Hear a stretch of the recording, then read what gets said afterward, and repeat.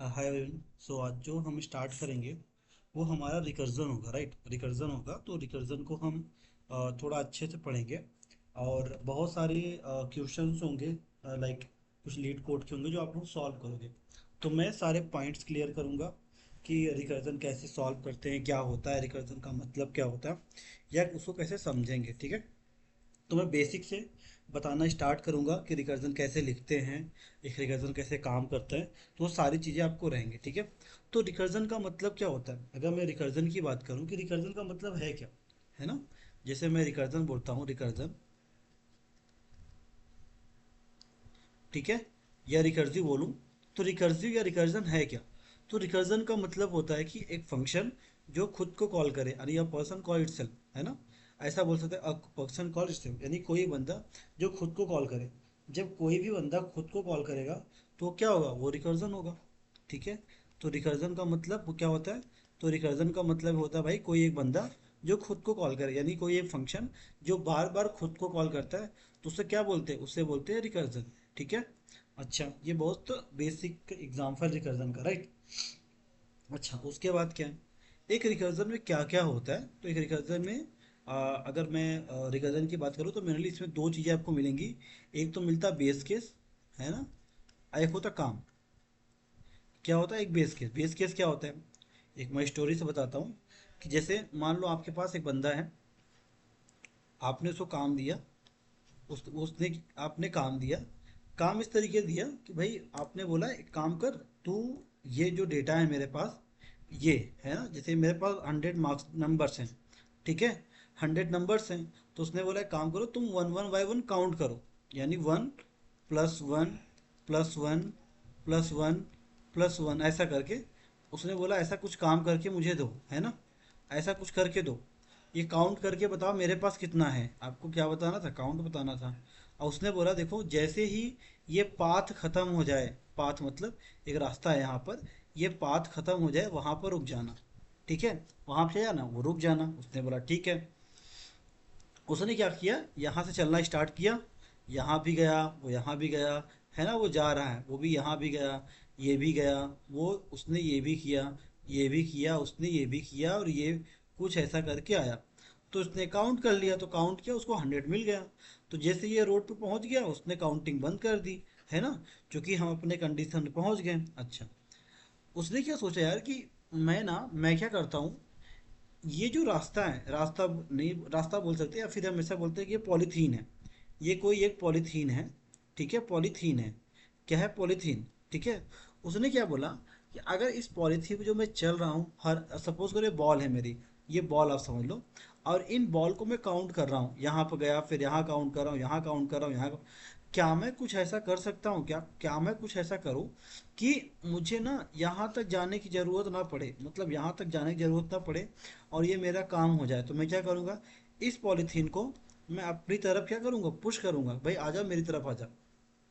तो जब मैं अपनी तरह, ये बॉल मेरे पास आ जाएगी, मैं इसको उठा लूंगा, काउंट कर लूंगा। प्लस ये भी बॉल मेरे पास आ गई, इसको भी काउंट कर लिया, ये भी बॉल मेरे पास आ गई, इसको भी काउंट कर लिया, ये भी बॉल मेरे पास आ गई, इसको भी काउंट कर लिया। मतलब क्या है कि मुझे ये पता था कि भाई अगर मैं एक काम कर लूँ, एक काम मैं कर लूँ, बाकी सारे काम सेम है। देखो ये भी काम सेम है, इसका भी काम ऐड करने का है, इसका भी काम ऐड करने का, इसका भी काम ऐड करने का, ये भी मेरा ऐड कर रहा था, यानी सारे काम सेम है। देखो इसमें कोई भी काम ना रिपीट नहीं हो, रिपीट मीन डेट की कोई काम किस डिफरेंट नहीं, मतलब अगर जो ये काम यहाँ सेम है, तो यहाँ जो सेम है, ये सारे काम सेम होने चाहिए, मतलब ये सारे काम सेम है ना। यहाँ नहीं कि कुछ और चीज़ें बदल गई, अरे कुछ चीज़ें बदल जाएंगी तो वो अलग चीज़ें लगती हैं, उसका कोई मतलब नहीं है। अभी आप समझो कि सारी चीज़ें सेम थी, तो उसने हर एक बॉल को उठाया, तो ये बॉल को उठा, यहाँ से नहीं उठा रहा कि यहाँ भी चला, यहाँ से नहीं, वो एक को उठाना स्टार्ट कर दिया। और कब तक उठाएगा, जब तक कि ये पॉलीथीन यानी ये वाला पाथ खत्म नहीं हो जाता, है ना, ये वाला पाथ खत्म नहीं हो जाता, तब तक बॉल को उठाएगा। उसने उठा लिया, ऐसे करके काउंट कर लिया, इसका काम हो गया। तो इस केस में क्या हुआ, इसको यहाँ तक आने की ज़रूरत नहीं पड़ी, इसने यही अपना ये काम कर लिया, ठीक है, यही काम कर लिया। तो सेम रिकर्जन में होता है। रिकर्जन का क्या मतलब होता है, रिकर्जन ये होता है भाई कोई एक फंक्शन जो अपना काम स्वयं करे, यानी कि वो खुद से काम करेगी, है ना, खुद से काम करने के बाद एक बेस केस होगा, जैसे वो बेस केस पर अपने रीच करेगी, वो फंक्शन क्या होगा, वो फंक्शन रुक जाएगा। ठीक है, वो काम करना रुक जाएगा।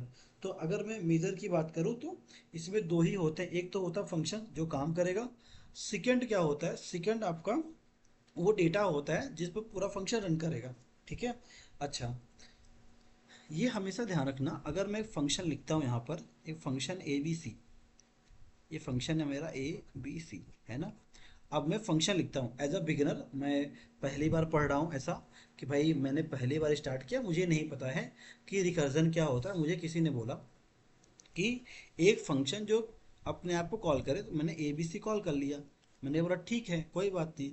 उन्होंने, अब क्या होगा अगर मैं कुछ ऐसा करूँ, तो एक फंक्शन बनाया और इसको इसको मैंने इसी के अंदर कॉल कर लिया। अब इससे क्या होगा, ये फंक्शन चलता रहेगा। कब तक चलता रहेगा, जब तक कि मेमोरी स्टैक आपकी भर ना जाए। क्यों ना, क्यों, क्योंकि सर इस फंक्शन को रोकने के लिए कोई रूल नहीं है ना। कोई रूल नहीं है, रूल मीन डैट कि इसका कोई बेस केस नहीं है ना। जैसे हमारा पॉलीथीन का था, कि जैसे हमारा रास्ता खत्म हुआ, हमने बोला भाई अब पॉलीथीन पूरी हो चुकी है, तो इससे बाहर आ जाओ। तो देखो इसका कोई रूल नहीं है, कोई रूल नहीं है।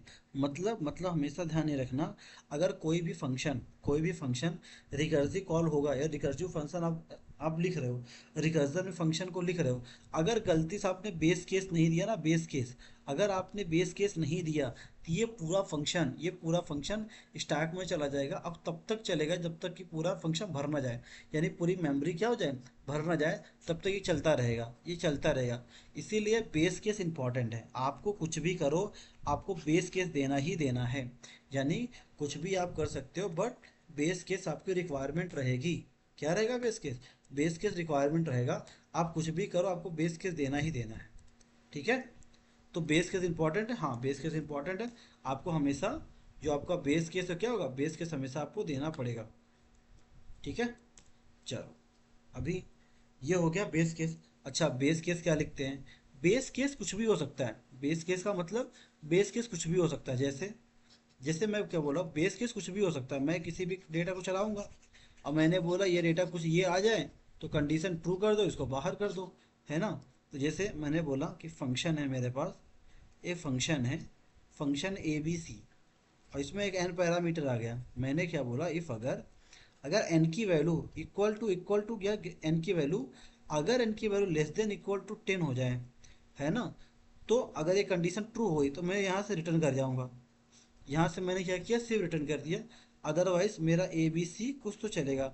अब एन में क्या किया, मैंने वन पास किया। क्यों पास वन किया, देखो, अगर मैंने इस फंक्शन आप ध्यान से देखो, मैंने वन माइनस वन यानी एन माइनस वन क्यों किया, एन माइनस वन क्यों किया, क्योंकि क्या होगा, जो मेरी कंडीशन है वो यहाँ पर है कि n की वैल्यू लेस देन 10 होनी चाहिए।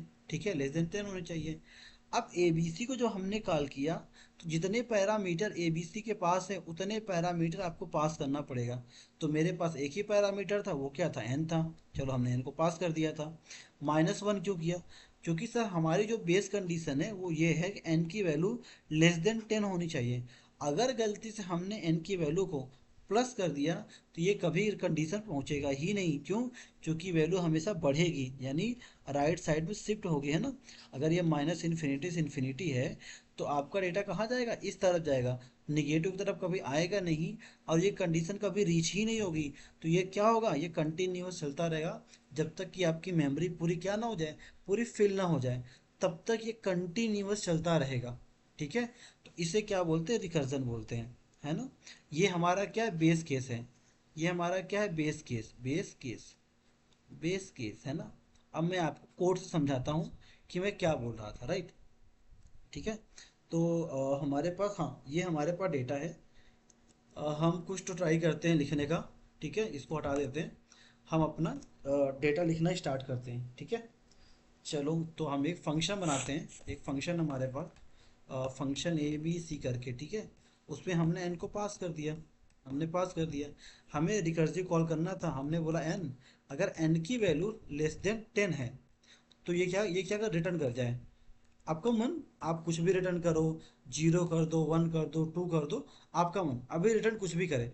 मैं बताऊंगा कि आपने रिटर्न वन किया तो क्या फ़र्क पड़ेगा, रिटर्न टू किया, या हम सिर्फ रिटर्न लगते तो इसका मतलब क्या होता है। ठीक है। अभी ये कर दिया, उसके बाद मैंने क्या किया, ए बी सी मैंने कॉल किया। अब मुझे अपडेट करना है अपने एबीसी को। मैंने एबीसी किया, उसे कॉल कर लिया फंक्शन को, फंक्शन कॉल कर लिया और उसमें एन गलती से +1 कर दिया, n+1 है ना, n+1 ये हमने गलती से पास कर दिया। अब इससे क्या होगा, ठीक है, ये गलती से हमने इसको पास कर दिया। ये हमें जब बिगिनर करें, हमें नहीं पता ये कोड क्या करेगा, क्या नहीं करेगा, क्या प्रॉब्लम कर सकता है, हमें कुछ भी नहीं पता, बट हम बिगिनर ये ट्राई करते हैं कराने का। तो console.log abc, ये हमने n के वैल्यू को 10 पास कर दिया, राइट। सेव किया, इसको एक बार रन करते हैं हम, है ना। ये हमने रन किया, देखो ये क्या हो रहा है, ये कुछ तो चल रहा है।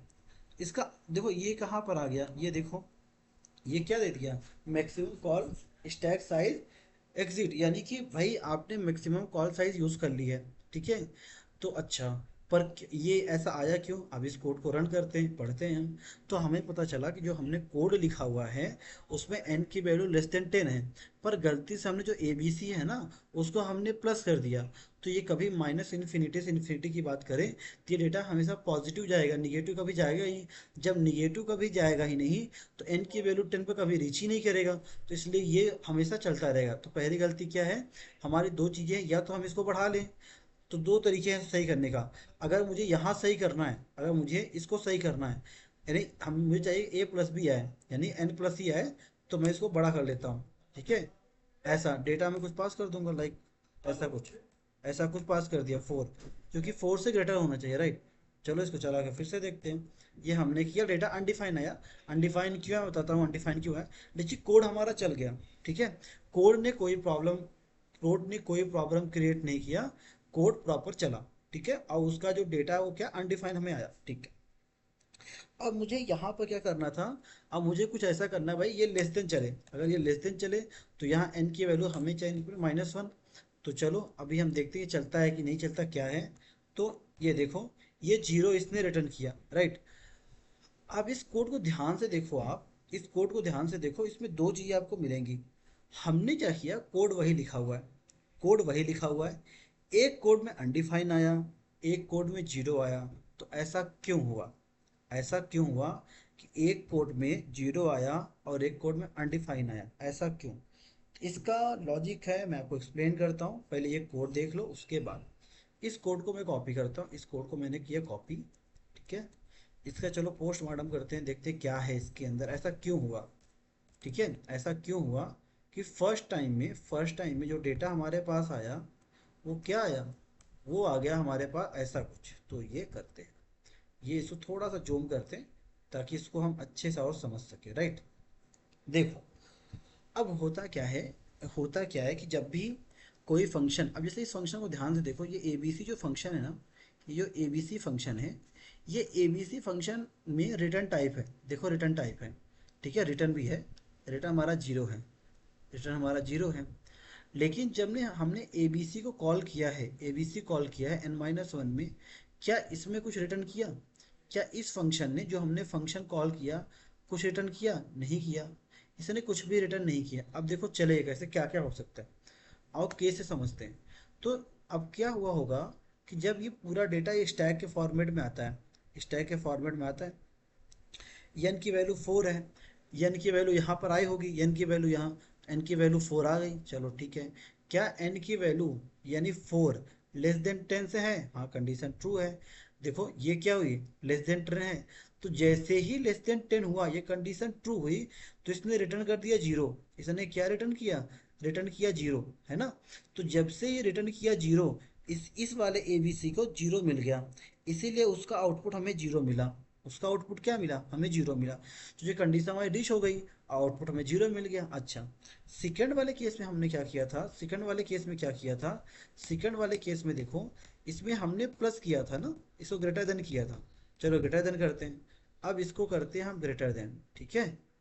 इसको हम करते हैं अपना ग्रेटर देन, है ना। ऊपर जाओ, इसके अंदर जाते हैं, इसको हम ग्रेटर देन करते हैं, राइट, ठीक है। यहाँ आते हैं और इसको हम करते हैं +1, ये हम कुछ करते हैं, ठीक है। तो यहाँ क्या मिलेगा, अब यहाँ कंडीशन चेक करो, n की वैल्यू 4 है, n की वैल्यू 4 है, राइट।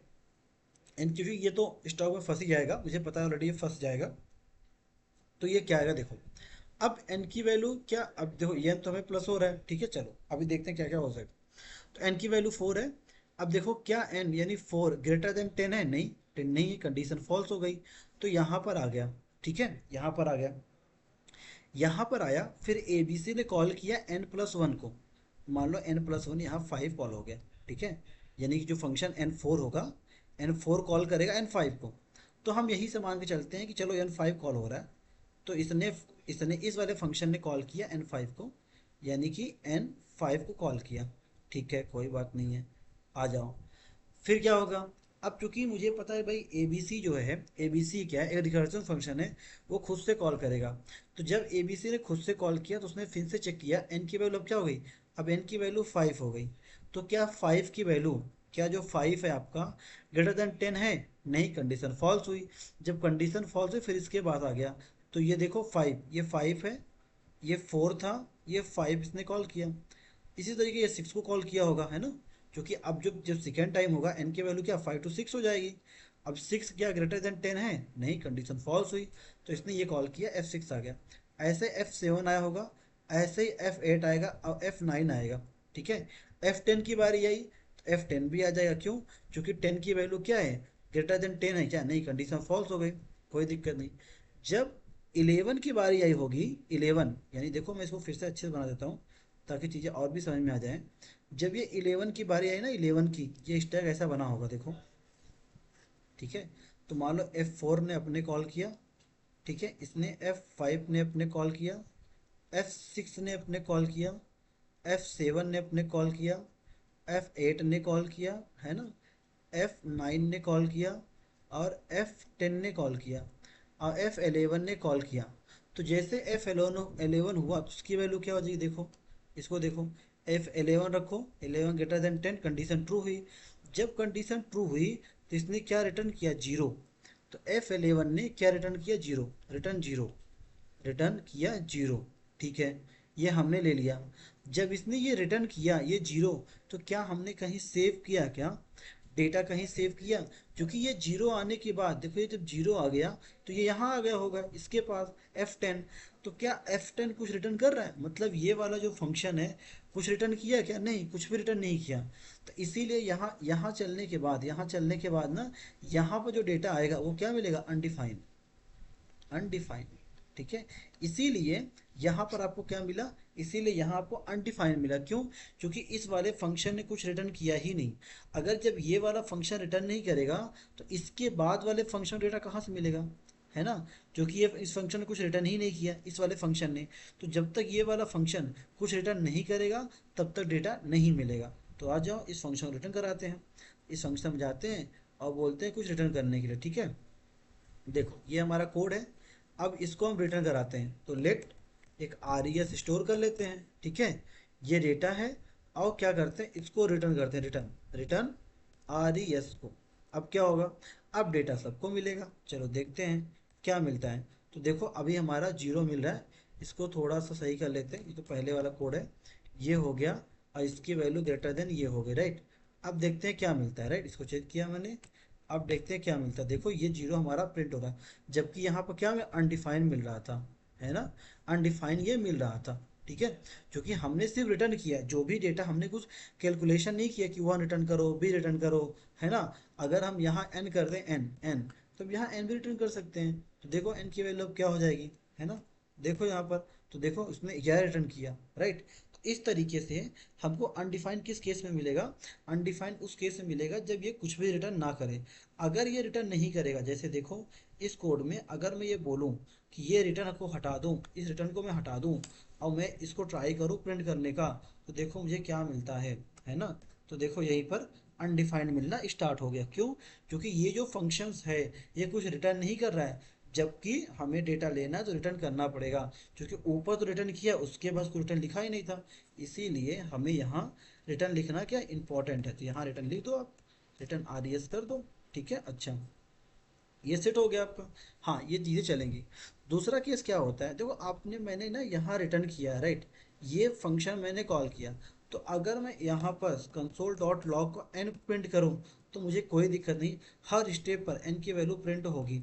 तो हर स्टेप पर n की वैल्यू मेरी प्रिंट हुई, तो 4 चला था, 4 चला, 5 चला, 6 चला, 7, 8, 9, 10, 11, 11 पर हमने n को रिटर्न कर दिया था, तो ये डेटा हमें मिल गया, राइट।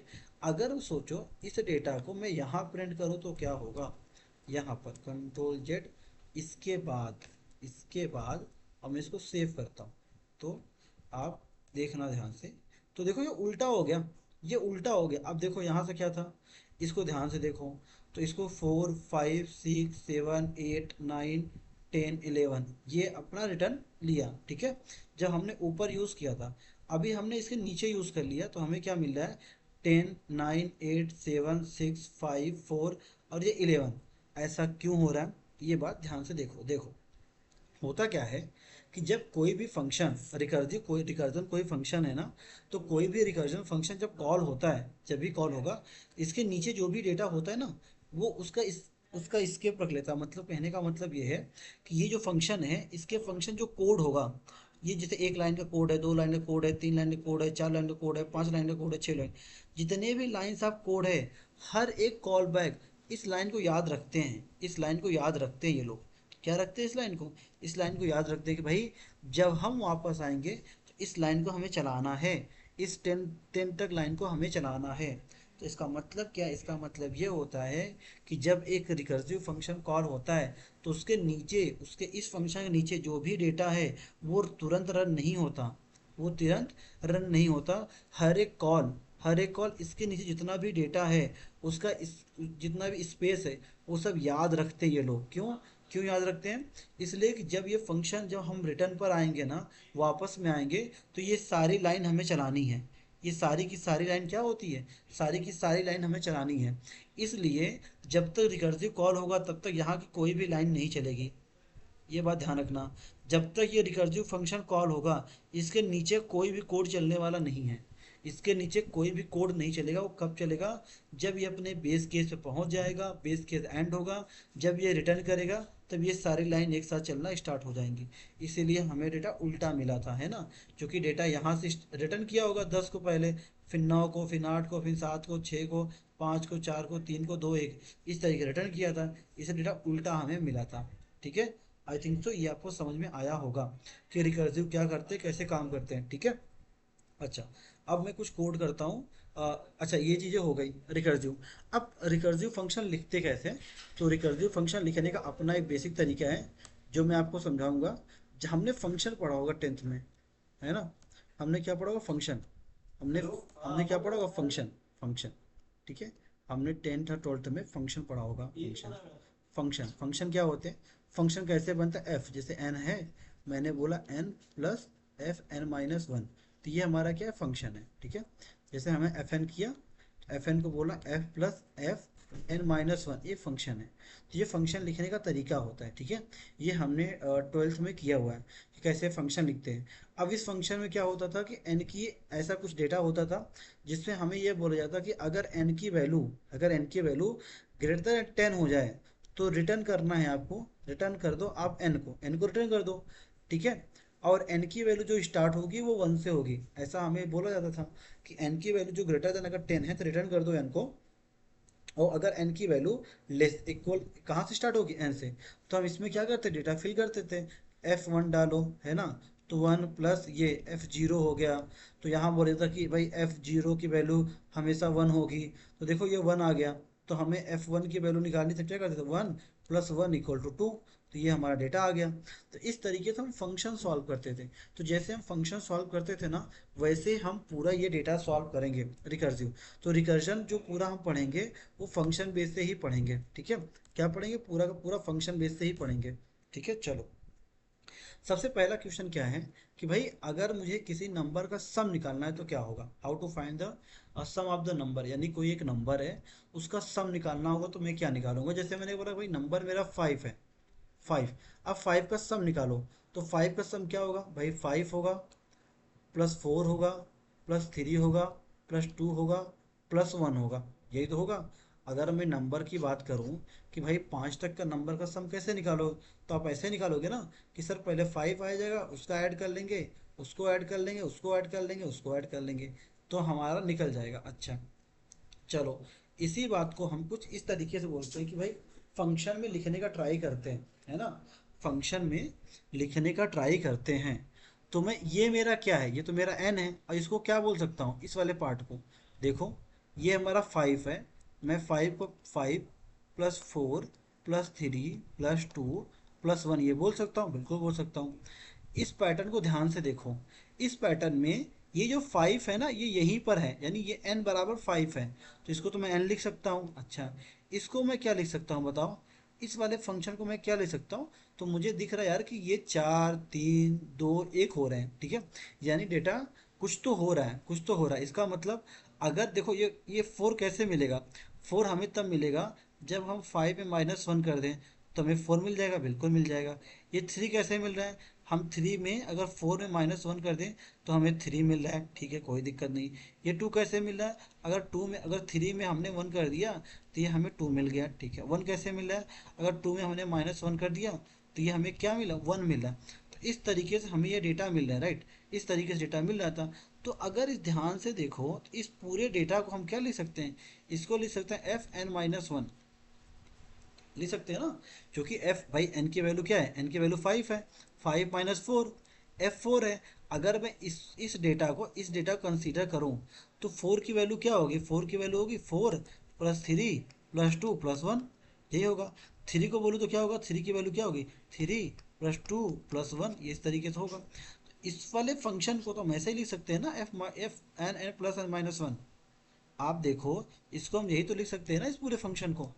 अगर मैं इसकी बात करूँ 5 को, तो 5 को मैं लिख सकता, अगर n इक्वल टू 5 है, n इक्वल टू 5 है, तो इसको मैं लिख सकता हूँ n plus f n minus one. तो देखते ये क्या कोड हमें देता है, ये कोड करते, गलत है सही है नहीं पता, हमें नहीं पता गलत है सही है, बट हम एक फंक्शन बना के ट्राई कर रहे हैं कि हमारा कुछ फंक्शन है तो क्या डेटा हमें मिलता है। चलो आ जाओ, इसमें कोड करते हैं अपने डेटा का, ठीक है। तो मैं एक फंक्शन बनाता हूँ, फंक्शन ए बी सी के नाम से, ए बी सी, जिसमें हमें सम निकालना है 5 का, ठीक है। तो मैंने ले लिया n। चलो, अब चूंकि रिकर्सिव फंक्शन लिखना है तो एक बेस केस होगा। बेस केस क्या होगा, इफ अगर n की वैल्यू, अगर n की वैल्यू 5 तक है ना, अगर मैं बोलता हूँ लेस देन, अगर इक्वल टू 5 हो जाता है, यानी कि लेस देन इक्वल टू 5 है ना, अगर लेस देन बोलते हैं, इक्वल नहीं, लेस देन 5 हो जाता है, तो इस केस में क्या रिटर्न करोगे आप, है ना। तो रिटर्न क्या करेंगे, क्योंकि ये कब होगा, ये 5 के इक्वल, यानी लेस देन 5 करेंगे, तो लेस देन मत करो, ये ग्रेटर देन इक्वल कर लो, है ना, ग्रेटर देन इक्वल 5 कर लें। तो ग्रेटर देन इक्वल जब 5 करेंगे तो ये क्या रिटर्न करेगा, तो हम बोलते हैं कि n को रिटर्न कर दो, n जैसे ये 5 पर पहुंचे, 5 को ही रिटर्न कर दो। हमने ये रिटर्न टू 5 यानी रिटर्न टू n को कर दिया, n की वैल्यू। अब कुछ ट्राई करते हैं डेटा को लेने का, डेटा डेटा हम लिख रहे हैं, हमें नहीं पता कि ये आंसर क्या आएगा, बट हम यही कुछ करने की ट्राई कर रहे हैं, ए बी सी एन। अब एन की वैल्यू क्या होगी, एन प्लस वन हमने कर दिया, ठीक है। अच्छा, अब इस फंक्शन को कॉल करेंगे, है ना। अब हमने कॉल किया, हम बोले एन को 1 से स्टार्ट करते 5 तक लेके जाएंगे। हमने क्या किया, ए बी सी, और ये हमने 1 पास कर दिया, तो ये 1 जाएगा, देखो क्या रिजल्ट आता है, चला कर देखते हैं सर। तो ये अनडिफाइन दिया, क्यों अनडिफाइन दिया, क्योंकि इस फंक्शन को कुछ रिटर्न नहीं किया, हमने कुछ रिटर्न नहीं किया, तो इसलिए हमें अनडिफाइन मिला। तो हम भी यहाँ पर क्या करते हैं, डेटा अपना सेंड कर देते हैं इसको, देखते हैं क्या मिलता है हमें, है ना। सी एल एस किया, कंसोल क्लीन करते हैं, तो देखो हमें 15 मिल गया, राइट, हमें क्या मिल गया, 15 मिल गया। अगर हम इसी कोड को देखें, अपने इस कोड को देखें, तो क्या 15 सही है क्या हमारा आंसर, हमने किया 5 4 प्लस 3 प्लस 2 प्लस 1, तो हमें क्या मिलेगा, ये 5 to 9, ये क्या हो जाएगा, ये 12, ये 14 और ये 15, ये हमारा आंसर आ रहा था, जो हमने अपने क्या किया, फंक्शन से किया, ठीक है। चलो, अब मैं आपसे सेकंड क्वेश्चन बोलता हूँ, प्रोडक्ट ऑफ द नंबर, यानी कि मैं आपसे बोलता हूँ 5 यानी 5 तक का नंबर का प्रोडक्ट क्या होगा, यानी कि अगर मैं बोलता हूँ 5 एक नंबर है, एक नंबर है, इसका मुझे आप बताओ प्रोडक्ट क्या होगा, तो आप क्या बोलोगे, सर प्रोडक्ट होता है 5 इंटू 4 इंटू 3 इंटू 2 इंटू 1, यही होता है, ज़्यादा कुछ होता नहीं, है ना। अगर मैं किसी भी नंबर का आपसे बोलता हूँ कि बताओ इसका प्रोडक्ट क्या होगा, तो आप मुझसे क्या बोलोगे कि सर यही होता है तो 5 होता है इंटू 4 होता है इंटू 3 होता है इंटू 2 होता है इंटू 1 होता है, इससे ऊपर तो कुछ होता ही नहीं, है ना।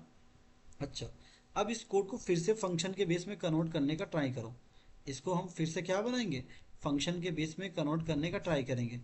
तो आप ये ध्यान देखो, ये 5 है जो n की वैल्यू है, हमने n को लिख लिया। ये हमारा क्या है, अगर इसको ध्यान से देखो, ये डेटा है क्या, ये 4 है, तो 4 कैसे निकलेगा, 5 - 1, ठीक है, 5 - 1 किया 4 निकल गया। ये 3 कैसे निकलेगा, 3 निकलेगा 4 - 1, ठीक है। ये 2 कैसे निकलेगा, 2 निकलेगा 3 - 1। ये 1 कैसे आएगा, 2 - 1। यानी है तो कंटिन्यूअस ही, बट क्या फ़र्क पड़ेगा, इसमें सिर्फ मल्टीप्लाई आ गया बस। ये है तो प्रीवियस क्वेश्चन जैसा, इसमें क्या आ गया, सिर्फ प्लस आ गया, सॉरी ये मल्टीप्लाई आ गया। तो हम भी क्या करें, मल्टीप्लाई Fn - 1, ये हम कर देंगे, ठीक है। ये हमने फंक्शन बनाया बस, इसी के अंदर आ जाओ फिर से, है ना। इसी कोड को फिर से चलाते हैं। तो जो हमने यहाँ पर प्लस किया था वो करेंगे मल्टीप्लाई, ठीक है। अब देखते हैं क्या हमें मिलता है डेटा। तो हमें मिला 120, है ना, 120 हमें मिल गया, राइट। 120 हमें क्या मिला, 120 मिल गया। अगर आप देखो, ध्यान से देखो, तो फैक्टोरियल 5 की वैल्यू क्या होती है, 120 होती है 5 तक, है ना। फैक्टोरियल 5 की वैल्यू 120 होती है। या फिर प्रोडक्ट की बात करें तो भी 120 होती है। तो ये दोनों चीज़ें से निकल पा रही है, मतलब अगर मैं इसको फैक्टोरियल निकालना चाहूँ तो भी मैं निकाल सकता हूँ ऐसे ही, कि भैया 5 तक लेकर जाना है, डेटा निकल जाएगा, है ना। अगर मुझे प्रोडक्ट चाहिए, चूंकि फैक्टोरियल का मतलब मतलब प्रोडक्ट, तो देखो 5 और 20, ये हुआ 60, 120, 120 इंटू 120। तो इसका आंसर क्या है, 120 आ गया, है ना। इसका आंसर क्या आएगा, 120 आएगा, 120, 120 है, ठीक है। ये क्यों आ गया, ये इस वजह से आ गया सर, क्योंकि हमने पूरे कोड को अपने फंक्शन के बेस में लिखा हुआ था, ठीक है। अच्छा, अगर आप एक बात ध्यान रखो, मैंने आपसे क्या बोला कि भाई इसके नीचे जो भी कोड लिखा जाता है ना, इसके नीचे जो कोड होता है वो तुरंत नहीं चलता। जैसे मैं डेटा की बात करूँ, ये जो डेटा होगा, ये अपना, ये ना पूरी लाइन, जितनी भी लाइन इसको चलाना है वो स्टोर कर रखता है, स्टोर, है ना। क्या करेगा, स्टोर करके रखता है उस लाइन को। तो देखो ये चला 20 30, ये चला। अब इसी लाइन को हम थोड़ा सा ऊपर कर देते हैं, इसी लाइन को हम ऊपर कर देते हैं, ऊपर यहाँ पर चलाते हैं, यहाँ पर, क्योंकि डेटा तो हमारा यही नहीं है ना। तो इसको एन चलाते हैं, एन की वैल्यू क्या क्या हो रही है, ठीक है। ये एन एन, ये डेटा रिटर्न है ना, ये एन को प्रिंट करना पड़ेगा हमें, क्योंकि डेटा डिफाइन नहीं है ना, इसलिए। तो ये 1 2 3 4 120, है ना। ये 120 यहाँ आया, बाकी 1 2 3 4 इस डेटा का चल रहा था, इस डेटा का, ठीक है, इस डेटा का चल रहा था। अगर हम इसके ऊपर जितनी भी लाइन से कोड होगा ना, ये सब इस लाइन को स्टोर करेगा, हर एक डेटा, यानी हर एक कॉल पर इसके नीचे जितना भी डेटा होगा सबको स्टोर करेगा। जैसे अगर आपको देखना हो तो यहाँ CLG console.log, यहाँ हाई लिख देते हैं, हाई, है ना। और यहाँ हम लिखते हैं हेलो console.log, यहाँ लिखते हैं हेलो, ऐसा कुछ कर दे, ऐसा हम सेट कर देते। अब देखते चलाते क्या होता है। तो देखो सबसे पहले हाई हाई प्रिंट होगा, इसके ऊपर का डेटा, क्योंकि इसके नीचे का डेटा कुछ प्रिंट नहीं हुआ, क्योंकि जब ये कोड चल रहा था तो ये लाइन नंबर 6 के ऊपर गया ही नहीं, सॉरी लाइन नंबर 6 से नीचे कभी आएगा ही नहीं। ये कब आएगा, जब पूरा कॉल खत्म हो जाएगा। देखो ये पूरा कॉल्स खत्म हो गया, जब कॉल्स खत्म हो गया तब हेलो हेलो प्रिंट होना स्टार्ट हुआ, ठीक है। आई थिंक तो ये चीज़ आपको समझ में आई, बहुत इंपॉर्टेंट है ये, है ना। हम्म।